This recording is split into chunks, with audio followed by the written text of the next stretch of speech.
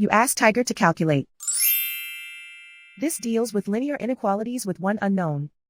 The final result is x greater than 24. Let's solve it step by step. Isolate the x. Multiply both sides by 4.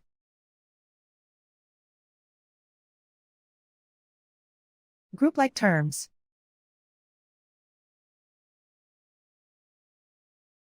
Multiply the coefficients.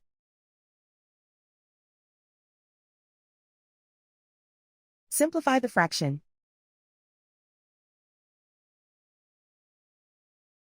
Simplify the arithmetic.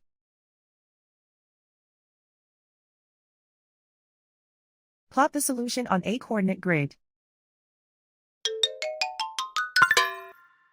And so the final result is x greater than 24.